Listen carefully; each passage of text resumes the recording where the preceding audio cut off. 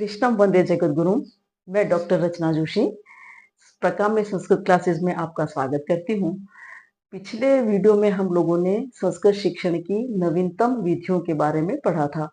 उसके अंतर्गत हम लोगों ने सूक्ष्म शिक्षण उपागम और समस्या समाधान विधि के बारे में पढ़ा था और आज हम नवीनतम विधियों के अंतर्गत हिल्दा ताबा की आगमन उपागम को हम देख रहे हैं। सबसे पहले हम शुरू कर रहे हैं हिल्दा ताबा का आगमन उपागम। आगमन उपागम, इस उपागम को हिल्दा ताबा ने दिया है। ये इनका जो जन्म है वो एस्टोनिया के कुरस्ते गांव में हुआ 7 दिसंबर 1902 में। ये शिक्षिका रही हैं, पाठ्यक्रम सिद्धांतकार रही हैं, ये सुधारक रही हैं। इन्होंने सामाजिक अध्ययन के ऊपर विशेष काम किया है और स्पेशली इन्होंने आगमन उपागम और पाठ्यक्रम विकास प्रतिमान दोनों का ही प्रतिपादन किया है। अब आगमन उपागम जो है वो एक उपागम, जैसा कि मैंने आपको बताया है कि ये एक दृष्टिकोण है जिससे कि शिक्षण विधियां विकसित होती हैं। तो आगमन उपागम पर आधारित आगमन विधि के बारे में जब हम पढ़ते हैं तो वो विधि अरस्तु ने दी है, लेकिन आगमन उपागम जो है वो हिल्दा ताबा का दिया हुआ है। और इसके अंतर्गत क्या होता है कि आगमन उपागम में सामान्य रूप से विशेष से सामान्य की ओर जाया जाता है, यानी कि विशिष्ट चीजों को बता करके हम किसी भी चीज का जब सामान्यकरण करते हैं तो वो आगमन उपागम है, अथवा जब हम पढ़ाते हैं तो आगमन विधि के अनुसार हम उसको पढ़ाते हैं। तो इसका इन्होंने इसके अंदर प्रतिपादन किया है। अब हम बात करते हैं इनके मुख्य सिद्धांतों की।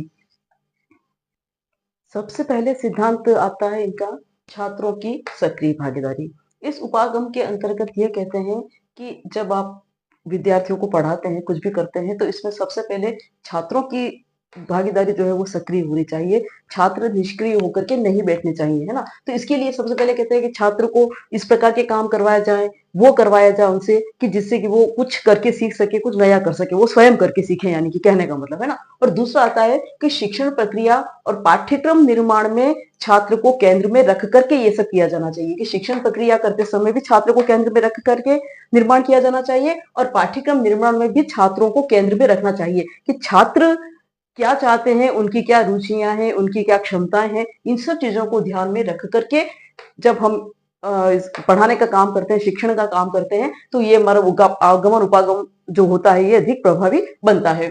फिर बात करते हैं ये विशिष्ट से सामान्य की ओर।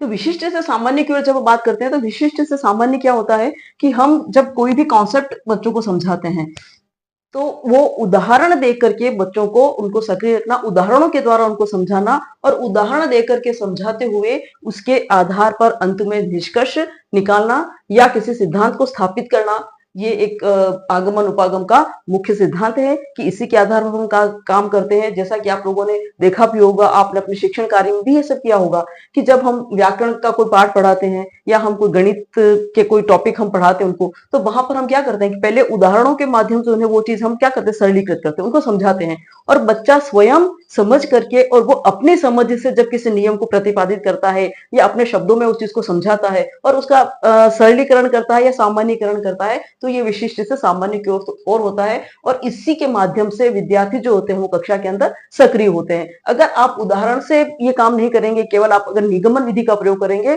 तो वहां पर शिक्षक सक्रिय होता है, छात्र निष्क्रिय होकर के केवल देखते और सुनते हैं। तो ये थोड़ी उल्टी बात हो जाती है कि यहाँ पर जब छात्रों को सक्रिय रख करके ये काम कराया जाता है तो छात्र आसानी से सीख सकते हैं। तो इस आगमन उपागम का एक सिद्धांत आता है विशिष्ट से सामान्य की ओर जाना, यानी कि उनको विशिष्ट उदाहरणों के माध्यम से उनको समझाते हुए नियमीकरण करना और निष्कर्ष निकालना या किसी सिद्धांत को प्रतिपादित करना। फिर तीसरी बात आती है पाठ्यक्रम में लचीलापन। पाठ्यक्रम में लचीलापन की जो पाठ्यक्रम निर्धारित किया गया है उस पाठ्यक्रम के अंदर कुछ चीजें ऐसी हो कि बच्चों की आवश्यकताओं को और उनके सामाजिक संदर्भों को ध्यान में रख करके पाठ्यक्रम का निर्माण किया जाना चाहिए कि जो भौगोलिक परिस्थिति है वहां की या वहां का जो सामाजिकता है वहां की, जहां पर हम इस पाठ्यक्रम को लागू कर रहे हैं तो वो वहां की आवश्यकताओं को और वहां के सामाजिक संदर्भों को किस रूप में पूरा कर सकते हैं, इस चीज को ध्यान में रख करके पाठ्यक्रम का निर्माण करना। और दूसरा, छात्रों की रुचियों और अनुभवों को ध्यान में रखना। इन सब चीजों के माध्यम से जब हम पाठ्यक्रम का निर्माण करते हैं आगमन उपागम को ध्यान में रख करके, तो पाठ्यक्रम बहुत आसान और सरल बनता है। तो पाठ्यक्रम विकास जो हमने पढ़ा कि पाठ्यक्रम निर्माण का विकास सिद्धांत और आगमन उपागम, ये दोनों हिल्दा ताबा ने दिए हैं, ये दोनों एक दूसरे से जुड़े हुए हैं। ये आगमन उपागम जो है वो उस पाठ्यक्रम निर्माण प्रतिमान है एक तरह से वो, तो उसका एक घटक के रूप में काम करता है। तो इसलिए वो पाठ्यक्रम निर्माण भी साथ ही चल रहा है। तो ये इसके प्रमुख 3 सिद्धांतों के रूप में आते हैं। छात्रों की सक्रिय भागीदारी, जिसके के अंदर छात्र सक्रिय होकर के काम करेंगे। शिक्षण प्रक्रिया और पाठ्यक्रम निर्माण में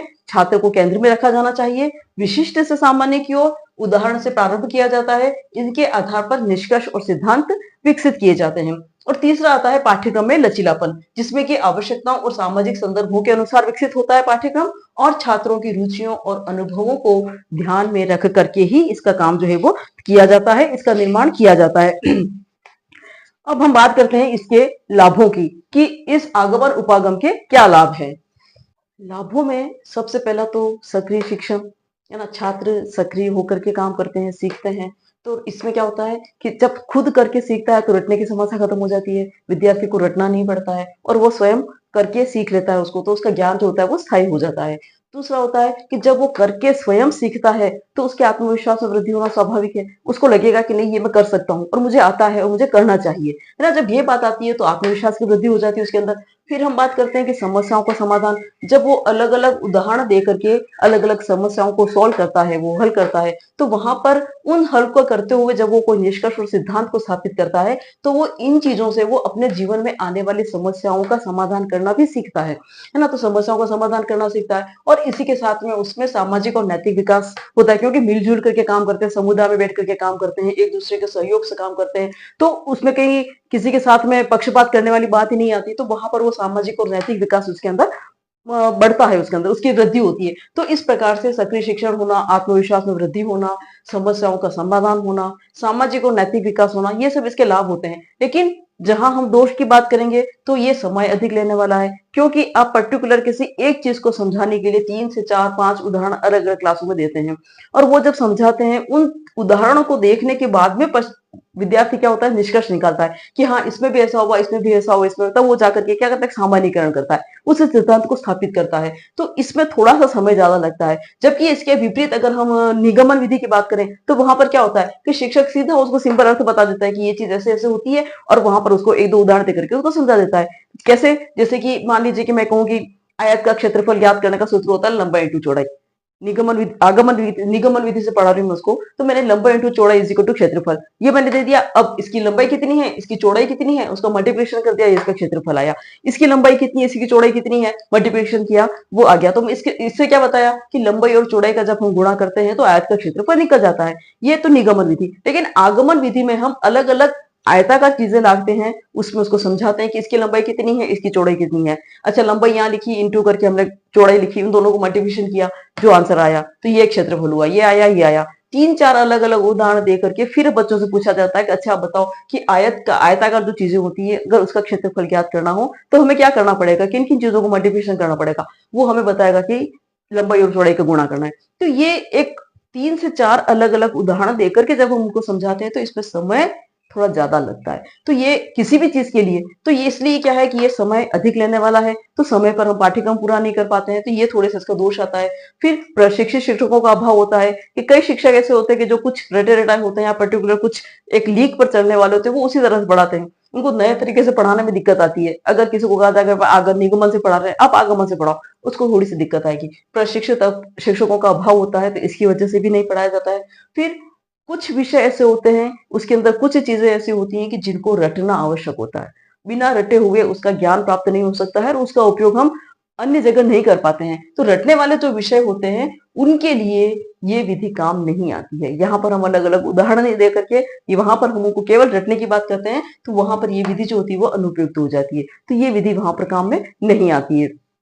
तो इसके कुछ दोष भी हैं, इसके कुछ गुण भी हैं। अब हम इसकी थोड़ी सी बात करते हैं कि इसका प्रयोग करते हैं जब हम आगमन उपागम का जब प्रयोग किया जाता है तो इसके अंदर कितने स्टेप के अंदर हम इसका प्रयोग करते हैं, क्या क्या करते हैं। तो इसके अंदर जो होते हैं मुख्य रूप से जो होते हैं इसके अंदर 6 चरण होते हैं, इसके 6 सोपान होते हैं। उन सोपानों का अनुकरण करते हुए हम विद्यार्थियों को पर्टिकुलर किसी भी पाठ विशेष का या विषय वस्तु का हम उनको नॉलेज देने का प्रयास करते हैं, वो आगमन उपागम होता है। इसको थोड़ा सा हम 6 चरण कौन कौन से हैं इसको हम थोड़ा सा देख लेते हैं।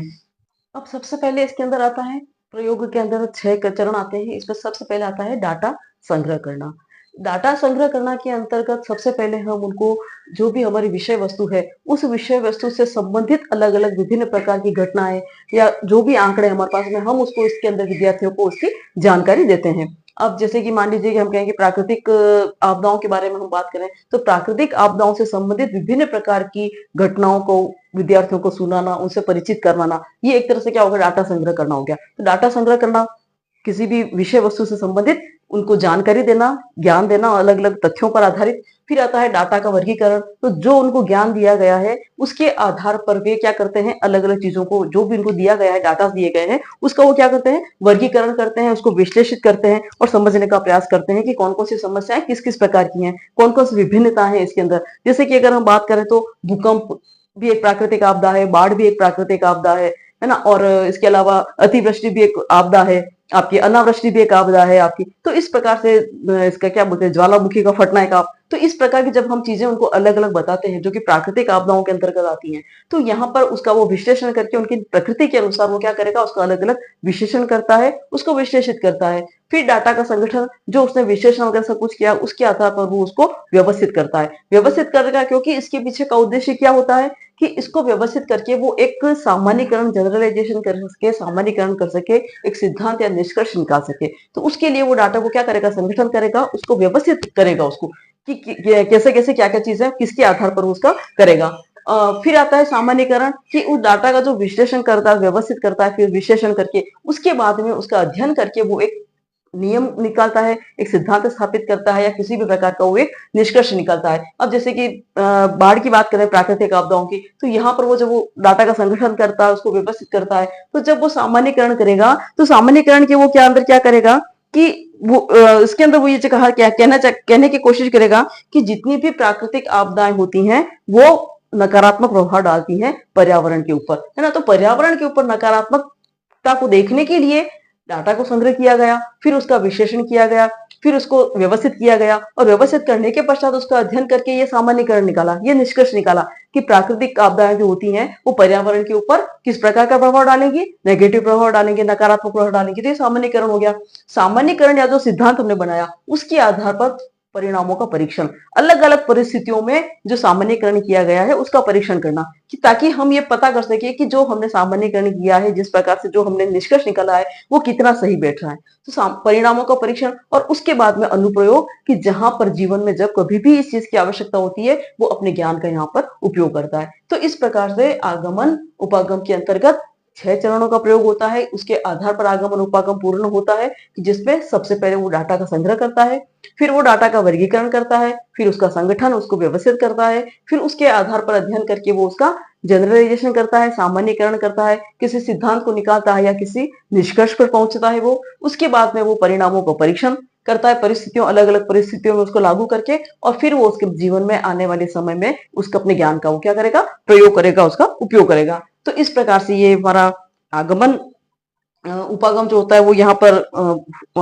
पूरा होता है। लेकिन इसके अंदर जब हम देखें कि अलग अलग सिद्धांतों का जब हम प्रयोग करते हैं, तो कौन कौन से शिक्षण के सूत्र जो हैं उसका हम इसके अंदर प्रयोग सामान्य रूप से होता है। तो एक तरफ हम देखें तो इसमें कौन सा सूत्र आ जाएगा कि हम उदाहरण से निगम सिद्धांत को तरफ आ रहे हैं, तो उदाहरण से नियम की ओर एक शिक्षण सूत्र तो हमारी ये काम करेगा। यहाँ पर उदाहरण से नियम की ओर जाएंगे हम,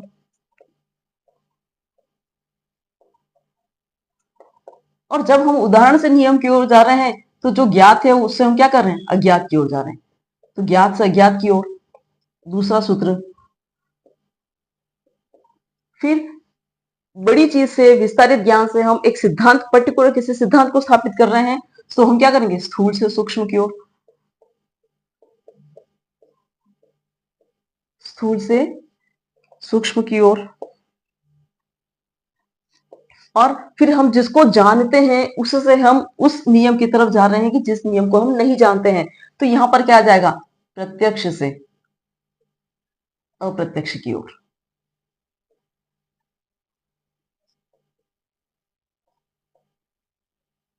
प्रत्यक्ष से अप्रत्यक्ष की ओर, है ना। और एक जिसको हम जान रहे हैं, जो हमारे सामने है, उसको देख करके जो हमारे सामने नहीं है, जो सिद्धांत हमारे सामने नहीं आया है, उस नियम की ओर जा रहे हैं। तो एक शिक्षण सूत्र काम करेगा हमारा मूर्त से अमूर्त की ओर।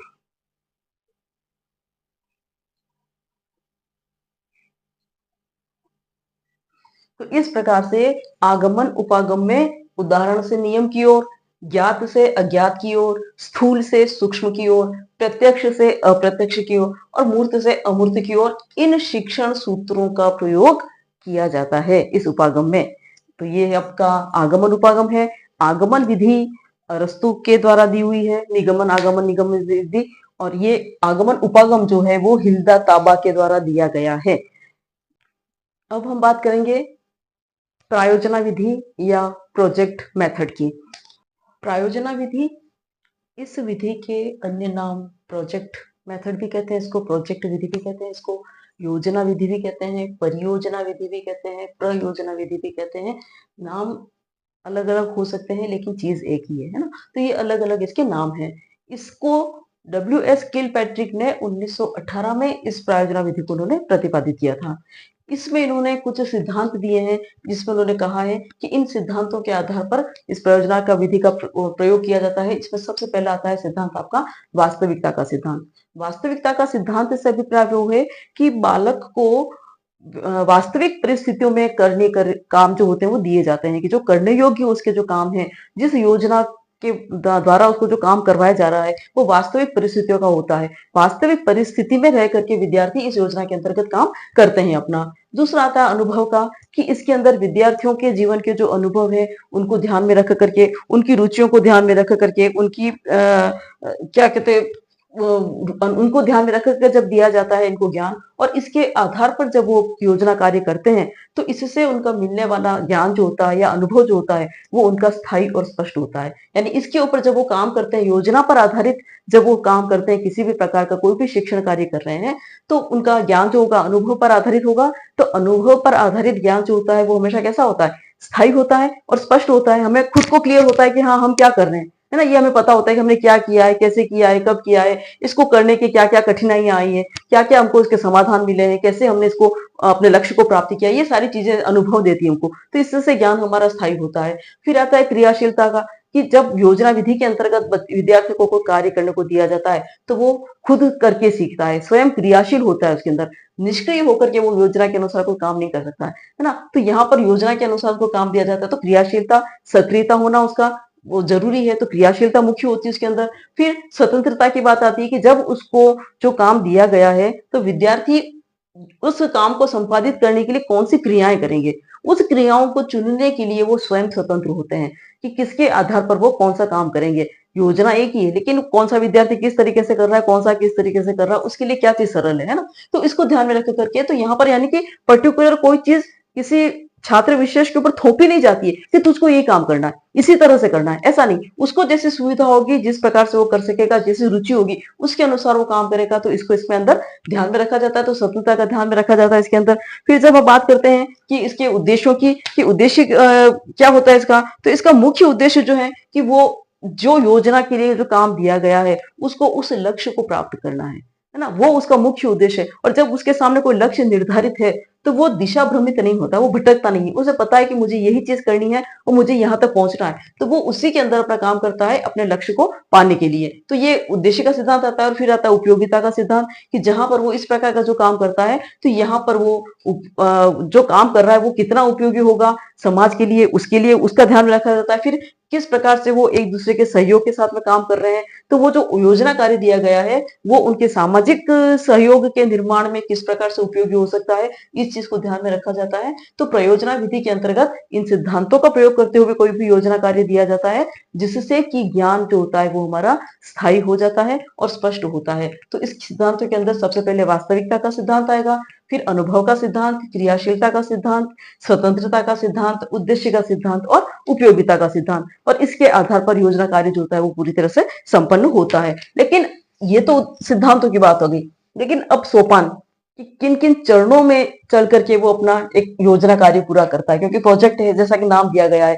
कि पर्टिकुलर किसी काम के लिए एक प्रोजेक्ट बनाया गया है और उस प्रोजेक्ट के ऊपर हमें पूरा काम करना है।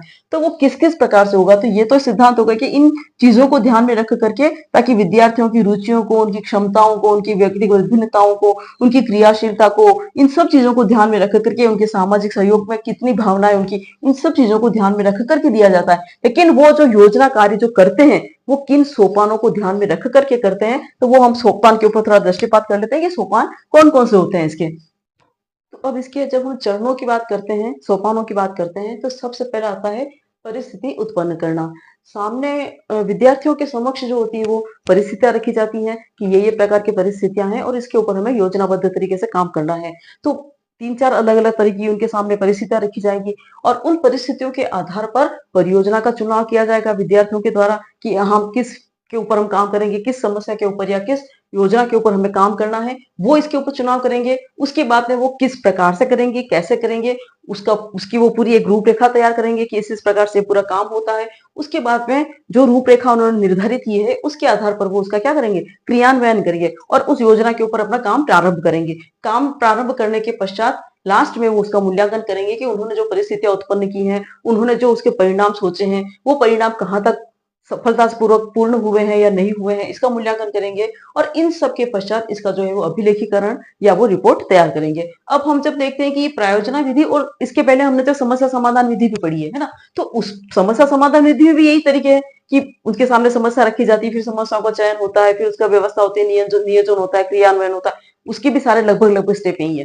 लेकिन इसमें और उसमें ये फर्क होता है कि प्रायोजना विधि जो होती है वो व्यावहारिक परिस्थितियों में लागू की जाती है, क्रियाशील होकर के होती है, जबकि समस्या समाधान विधि मानसिक रूप से होती है ना? करते हैं शारीरिक रूप से, लेकिन वो मानसिक निष्कर्षों पर ज्यादा ध्यान देती है और ये परियोजना निर्माण जो होती है वो व्यावहारिक कार्य के ऊपर आधारित होती है। केवल इन दोनों में एक छोटा सा अंतर अगर हम देखें तो ये अंतर नजर आता है। तो ये प्रायोजना विधि भी लगभग वही काम करती है, वही इसके स्टेप है कि जहां पर शिक्षक के द्वारा विद्यार्थियों के सम्मुख विभिन्न प्रकार की परिस्थितियों को रखा जाता है, फिर शिक्षक छात्रों के द्वारा उन परियोजनाओं में से किसी एक परियोजना का चुनाव किया जाता है। चुनाव करने के बाद में वो उसका नियोजन कैसे करेंगे, उस नियोजन की पूरी व्यवस्था करते हैं। व्यवस्था करने के बाद में वो उसका क्रियान्वयन करते हैं कि उसको क्रियाशील लागू करते हैं परिस्थितियों पर और उस योजना के ऊपर अपना काम प्रारंभ करते हैं। प्रारंभ करने के पश्चात परियोजना के चुनाव के बाद में उन्होंने जो भी सोचा है कि इसका क्या परिणाम निकलेगा, क्या निष्कर्ष आएगा, उसका वो मूल्यांकन करते हैं परिस्थितियों के अनुसार और उसके बाद में उन्होंने अपने संपूर्ण कार्य को किस प्रकार से संपादित किया,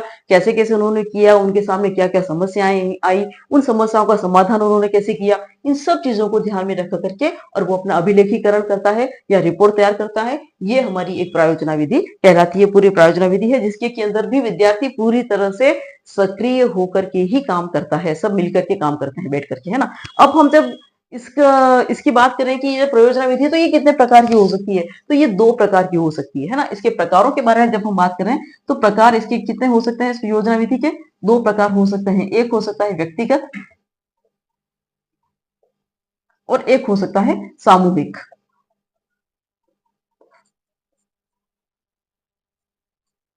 है ना? अब जब हम व्यक्तिगत और सामूहिक बात करते हैं तो व्यक्तिगत प्रायोजना विधि के अंदर क्या आ जाएगा कि क्लास में हमारे सामने जितने भी विद्यार्थी बैठे हुए हैं, शिक्षण के अंदर बात कर रही हूं मैं, तो जितने भी विद्यार्थी हमारे सामने बैठे हुए हैं उन सभी विद्यार्थियों को अलग अलग प्रोजेक्ट देना, अलग अलग उसके ऊपर काम कराना, तो व्यक्तिगत हो जाता है। लेकिन सामूहिक में या तो संपूर्ण क्लास के मध्य में एक ही समस्या रखी गई और सामूहिक रूप में उनको हल करने के लिए कहा गया, या जो विद्यार्थी हमारे समक्ष हैं उनमें कुछ 5-5, 6-6 या 8-8, 10-10 छात्रों का समूह बना करके कुछ समूह बना लिए और उसके ऊपर उनको एक अलग अलग प्रोजेक्ट के ऊपर काम करने को दिया गया। तो इस प्रकार से ये 2 प्रकार से क्रिया करवाई जा सकती है, व्यक्तिगत रूप से भी और सामूहिक रूप से। तो प्रायोजना विधि के जो है वो 2 प्रकार हो सकते हैं, व्यक्तिगत और सामूहिक। ये आता है। इसके बाद में हम जब बात करते हैं तो किलपैट्रिक ने जो है वो इसका वर्गीकरण, यानी कि योजना कितने प्रकार की होती है ना, कितने प्रकार से हम योजना के ऊपर काम करवा सकते हैं, तो किलपैट्रिक ने इसके ऊपर 4 प्रकार बताए हैं कि हम 4 प्रकार की योजनाओं के ऊपर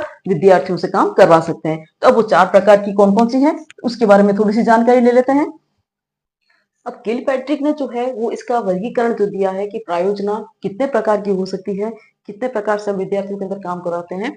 तो सबसे पहले वो बताते हैं कि एक होती है रचनात्मक या उत्पादनात्मक योजना, है ना? रचनात्मक या उत्पादन, जैसा कि नाम से स्पष्ट है कि रचना करना, किसी भी चीज का निर्माण करना, या उत्पादन करना, किसी भी चीज को बनाना, उसका उत्पादन करना, है ना। तो इस प्रकार की जो चीज होती है ये भी एक योजना विधि के अंतर्गत आता है, या इसके अंदर भी हमें योजना बना करके काम करा सकते हैं, कि जिसमें हम उनको कोई परिस्थिति दे रहे हैं विद्यार्थियों को, कि उसके अंदर उस परिस्थितियों को ध्यान में रखते हुए वो नाटक लिख लें, या वो कहानी लिखें, या वो कविता लिखें, या वो गीत आदि का निर्माण करें, या किसी भी ऐसी चीजों का कि जिससे कि कोई नई चीज निकल के कोई निबंध लिख लें, कोई परिस्थितियां उसके सामने ऐसी रखें हमें ना, तो जहां पर कि वो कुछ क्रिएटिव करता है, कुछ नया करता है, तो ये एक रचनात्मक या उत्पादनात्मक योजना हो सकती है। दूसरा हो सकता है उपयोगात्मक या कलात्मक। कलात्मक सौंदर्य से संबंधित है इस प्रकार की योजना, जिसके की अंदर कुछ ऐसी योजना बनाने का निर्माण करना कि जैसे कि सांस्कृतिक समारोह आयोजित करना है, तो उसके लिए विद्यार्थियों को कहा कि आप इसकी योजना बनाओ कि कैसे सांस्कृतिक सप्ताह आयोजित किया जाएगा, या किस प्रकार का ये मान लीजिए कि कोई जन्माष्टमी का त्योहार आ रहा है, तो जन्माष्टमी का आयोजन कैसे किया जाएगा, या फेयरवेल आ रही है, फेयरवेल पार्टी का आयोजन करना है, तो किस प्रकार से फेयरवेल पार्टी का आयोजन करेंगे, उनके क्या अनुभव रहे हैं, वो क्या क्या चीजें उसके अंदर करेंगे, कैसे करेंगे, ये सारी चीजें उसके अंदर आ जाती हैं। तो ये भी एक योजना है कि जहां पर विद्यार्थियों को पर्टिकुलर, जैसे कि हम देखते हैं महाविद्यालयों में या विद्यालयों में, कि जब फेयरवेल दी जाती है तो जो सबसे बड़ी क्लास होती है उसको फेयरवेल दी जाती है, तो उससे जो छोटी वाली क्लास होती है वो पूरे फेयरवेल का आयोजन करता है ना, वो पूरा एक रूपरेखा बना करके सारी तैयारी वही करता है। तो ये एक उस रूप में आ जाती है, तो उपयोगात्मक या कलात्मक रूप में आ जाता है। फिर आ जाती है समस्यात्मक योजना, जिसके अंदर की सामाजिक मुद्दे उठते हैं उसमें, कि जिसमें कि भ्रष्टाचार आ गया, गरीबी आ गया, जनसंख्या आ गया, इस प्रकार की समस्याओं को योजना के रूप में उनके सामने रखा जाता है। इस प्रकार की चीजें, तो इसका निवारण हम कैसे करेंगे, तो वो उसके ऊपर इतना काम करते हैं। और एक आ जाता है कौशलात्मक या अभ्यासात्मक। अब कौशल, जैसा कि नाम से स्पष्ट है कि कुशलता प्राप्त करना, और कुशलता प्राप्त होती है वो किससे होगी, अभ्यास से सही होगी। अभ्यास को तो इसलिए इन दोनों को एक ही नाम दिया है कि कौशलात्मक या अभ्यासात्मक। तो ऐसी योजना का निर्माण कि जिसके माध्यम से कि वो कुशलता प्राप्त कर सके किसी भी काम में, तो जिसमें कि तैराकी आ सकती है, कंप्यूटर सिखाना आ सकता है, उसके अंदर डांस सिखाना आ सकता है, गाना सिखाना आ सकता है, इस प्रकार की जो बहुत सारी चीजें, किसी चित्र को पेंटिंग बनाना सिखाना, उसको मिट्टी से कोई चीजें बनाना सिखाना, ये सब चीजें किसी कोष्ठात्मक या अभ्यासात्मक में। तो इस प्रकार से किलपैट्रिक ने 4 प्रकार की योजनाओं का उल्लेख किया है कि इस प्रकार की योजनाएं होती हैं, और इनके अंतर्गत हम विद्यार्थियों से काम करवा करके और उनकी योग्यता को हम बाहर निकाल सकते हैं, उनके आत्मविश्वास में वृद्धि कर सकते हैं। तो ये इन्होंने दिया। अच्छा, इसके अंदर अब जब हम बात करते हैं तो शिक्षक की बात करें कि शिक्षक की क्या भूमिका होती है, क्योंकि योजना विधि का प्रयोग कर रहे हैं शिक्षक, शिक्षण के दौरान इस विधि का प्रयोग कर रहा है, तो शिक्षक क्या रोल रहेगा। तो शिक्षक इसके अंदर मार्गदर्शक का काम करता है, दार्शनिक भूमिका निभाता है, वो दार्शनिक की है ना, और मार्गदर्शक का काम करेगा, मित्र की तरह काम करेगा। किसी के सामने किसी भी प्रकार की कोई भी प्रॉब्लम आएगी तो वो उसकी समस्या का समाधान करने के लिए या उसमें उसको मदद करने के लिए वो आगे जाएगा उसमें। तो इस प्रकार से शिक्षक का जो काम होता है वो होता है पथ प्रदर्शक का या मार्गदर्शक का काम कह सकते हैं, निर्देशक का काम कह सकते हैं, उसको मित्रवत काम करने वाला कह सकते हैं, उसको मार्ग दिखाने वाला, है ना। तो इस प्रकार से शिक्षक का काम होता है। और तो ये एक उसका योजना विधि अपने आप में एक वो महत्वपूर्ण विधि है कि जिसमें विद्यार्थी खुद करके और सीख करके वो इस चीज को सीखता है। अब इसके जब गुणों की बात आती है कि इसके गुण कौन कौन से हैं, तो गुण है और दोष है। हर विधि है तो हर चीज के अपने दोनों पहलू है ही है साथ में। तो इसके गुणों के ऊपर हम चर्चा करते हैं कि इसके गुण कौन कौन से हैं। गुणों में ये एक तो मनोवैज्ञानिक विधि, क्योंकि विद्यार्थियों की क्षमताओं को, रुचियों को, उनकी व्यक्तिगत विभिन्नताओं को, इन सब चीजों को ध्यान में रख करके किया जाएगा। मनोवैज्ञानिक विधि है। योजना विधि है तो छात्र सक्रिय रह करके काम करेंगे, तो छात्रों का सक्रिय होना, छात्र अपने उत्तरदायित्व को समझने वाले होंगे, अपने जिम्मेदारी को समझेंगे कि उनको जो काम कहा गया है वो उसे पूर्ण करना है। फिर अधिगम इससे स्थायी होता है, उनको सीखना। वैज्ञानिक दृष्टिकोण का विकास होता है, उसमें उनके सोचने समझने की क्षमता और उसके तरीके में नयापन आता है। फिर आत्मविश्वास में वृद्धि होती है, क्योंकि वो विद्यार्थी स्वयं करता है तो उसके कॉन्फिडेंस तो बढ़ना ही है उसका, तो आत्मविश्वास में वृद्धि होगी। सामाजिकता का विकास होगा, एक दूसरे के प्रति सहयोग की भावना का विकास होगा, तो ये भी होना है। प्रयोग करने की क्षमता का उनके अंदर विकास होगा कि नई नई और भी बातें उनके सामने आएगी, उसको वो और नए रूप में करने की कोशिश करेंगे। तो इस प्रकार से इनके गुण है। तो गुणों के साथ में दोष कि एक तो ये खर्चीली है, क्योंकि योजना के ऊपर काम करोगे तो खर्चा तो लगना ही है, और हर विषय के ऊपर, हर टॉपिक के ऊपर आप इस तरह से इतना खर्चा नहीं कर सकते हैं। ये भी प्रॉब्लम होती है। विद्यार्थियों के विद्यालयों में इतने संसाधन नहीं होते हैं, तो वहां पर ये अधिक खर्चीली होती है। समय ज्यादा लगता है, ज्यादा समय लगने के कारण पाठ्यक्रम समय पर पूर्ण नहीं हो सकता है, इसलिए ये व्यावहारिक नहीं हो सकती है, इसलिए को व्यावहारिक नहीं माना है इसको। फिर अधिक संसाधनों की आवश्यकता होती है इसके अंदर। जितने संसाधन होंगे आपकी योजना उतनी अच्छी होगी, है ना? लेकिन अगर संसाधन नहीं है, संसाधनों की कमी है, तो आप योजना में बहुत कुछ अच्छा करना चाहते हैं लेकिन कर नहीं सकते हैं। तो ये ज़रूरत होती है फिर पर्टिकुलर जिस योजना के ऊपर हम काम कर रहे हैं, हम उसी के ऊपर उस टॉपिक के ऊपर या उस प्रकरण विशेष के ऊपर हम काम कर रहे हैं, तो यहाँ पर हम उसका गहराई से अध्ययन नहीं कर पाते हैं। हमारे सामने जो चीज़ है, हम केवल उसी के ऊपर काम कर रहे हैं। तो गहन अध्ययन का इसके अंदर अभाव होता है, तो इस प्रकार से इसके अंदर कुछ दोष भी होते हैं। तो ये आपकी एक दूसरी विधि यहाँ पे खत्म होती है, प्रायोजना विधि। तो संस्कृत शिक्षण की नवीनतम उपागम विधियों के अंदर आज हमने 2 नई विधियाँ पढ़ी हैं, आगमन उपागम और प्रायोजना विधि। और आपको अगर ये वीडियो पसंद आ रहा है तो आप इसको सब्सक्राइब करें, इसको शेयर करें, इसको लाइक करें और लोगों तक पहुंचाने का प्रयास करें। धन्यवाद।